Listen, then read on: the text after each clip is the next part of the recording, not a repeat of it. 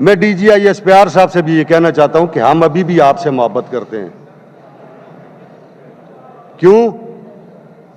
कि हमारे बच्चे जो मुसल्लह अफवाज में हैं, वो इस हमारे अर्ज़ पाकिस्तान की, इस पाक सरजमीन की दिफा कर रहे हैं।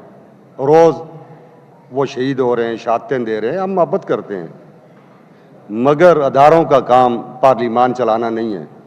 पार्लिमान सूबे के 4.5 करोड़ बसने वाले लोगों का नुमाइंदा जिरगा है। और ये जिस तरीके से आज हमने ये कंडक्ट किया है पार्लिमानी निज़ाम के तहत, ये इसी तरीके से कंडक्ट होता है और इसी तरीके से कंडक्ट होगा।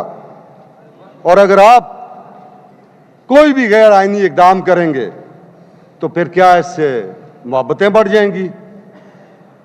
हम जो कह रहे हैं, हम अभी भी आपसे मोहब्बत करते हैं। आप इस बात को समझें